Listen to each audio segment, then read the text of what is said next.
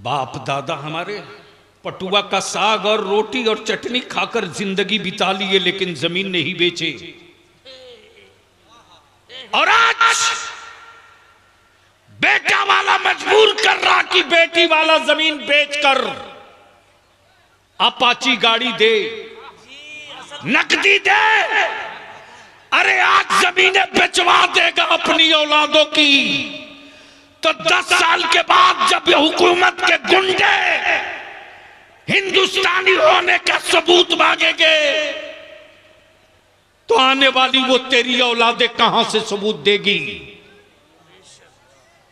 Action का reaction आने में टाइम लगता है। 7 से 9 साल मुसलमान तेरे पास बचा है। अगर इस 7 से 9 साल की एक मिनट की कीमत समझ लिया तो 500 साल तक तेरी औलादों को कोई आंख ना दिखा सकेगा। और अगर इसको तूने यूं ही हंसी मजाक में बिता दिया तो सड़कों पर कुत्तों के मरने के बाद मातम होगी, तेरी औलादों के खून गिरने के बाद कोई आंसू भी नहीं गिराएगा। मेरे अजीज बलियावी यही समझाने खड़ा है। हम घायल हुए, हम जख्मी हो गए, हम टूट भी गए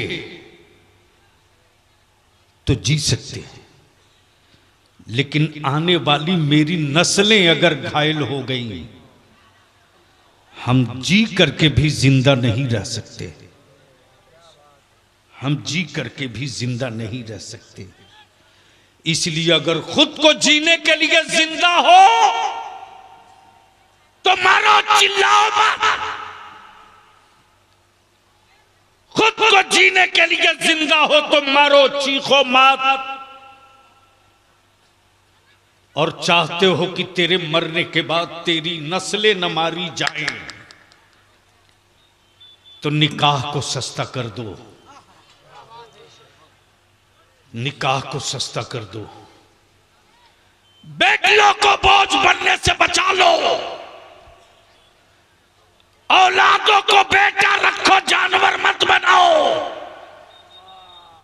अपने बेटों को जानवर समझकर सौदा करने वाले बाप और जानवर की तरह बिकने वाले बेटों,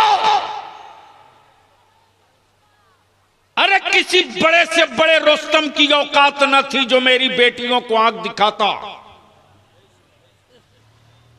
लेकिन तेरी आवारगी ने मेरी बेटियों की इज्जत पे हाथ डालने का मौका दे दिया।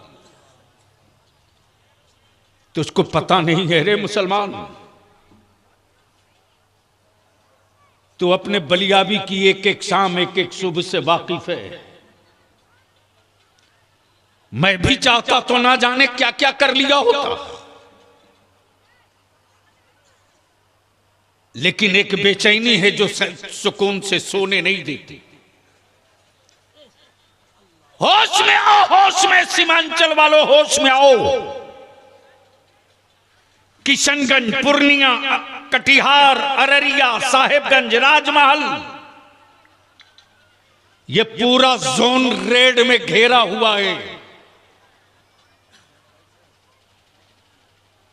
ये रेड लाल लाइन, लाल निशान से घेरा हुआ है। होश में आओ।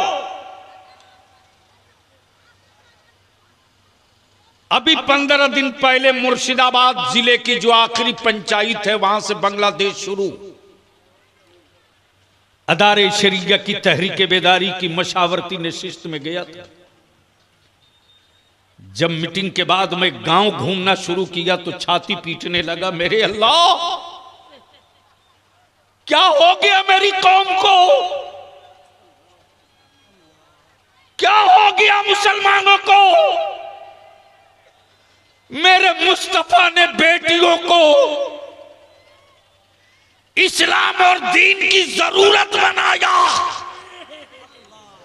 आज मेरी कौम के आवारा लोगों ने बेटियों को बोझ बना दिया। आज बेटियां बाप के कंधे पर बोझ बन गई।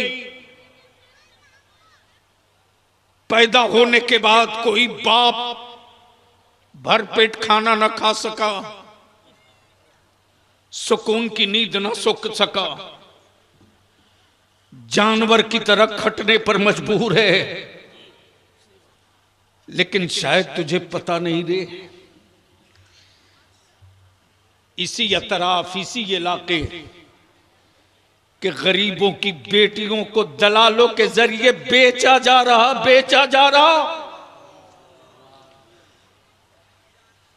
गरीब बाप अपनी बेटी की निकाह में बहुत कुछ नहीं कर सकता, मजबूर है।